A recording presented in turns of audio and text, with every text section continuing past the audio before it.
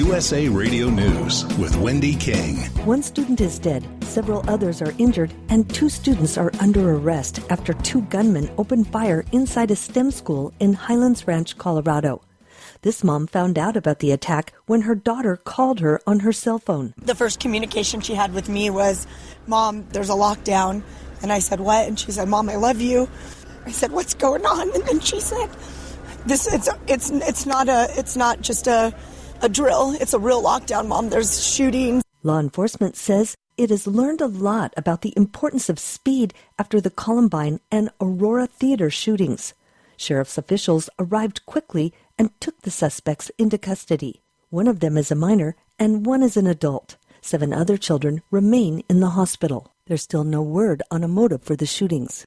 This is USA Radio News. The First Lady is marking the 1-year anniversary of her Be Best initiative. With more, here's USA Radio Network's Tim Berg. First Lady Melania Trump is marking the first anniversary of her Be Best initiative. It continues to have one goal, which is to educate children and parents about the issues they face. Speaking at the White House, the First Lady says the fast-paced, ever-changing world can make children less prepared for the challenges ahead. And you're listening to USA Radio News. Stocks took a nosedive amid growing concerns among investors that trade talks with China are getting worse, not better.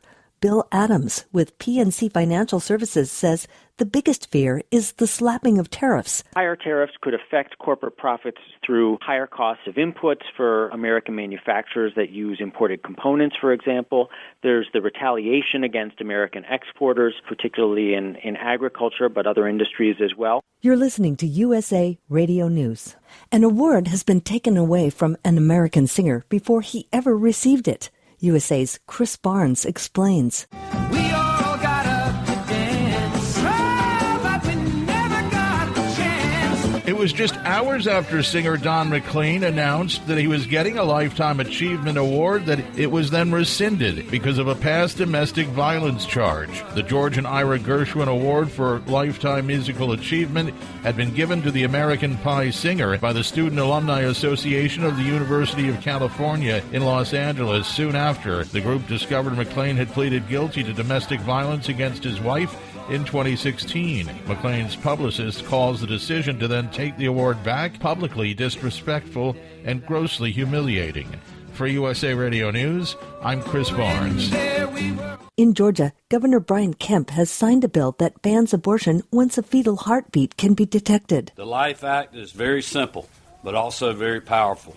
A declaration that all life has value, that all life is worthy of protection. Opponents like Planned Parenthood's Stacey Fox says it's a brazen attack on women's rights and is an effective ban on abortion. 6 weeks pregnant is barely a time that a woman even notices that she's missed a period, much less knows she's pregnant and has had the time to talk to her doctor to make these very personal decisions. For USA Radio News, I'm Wendy King.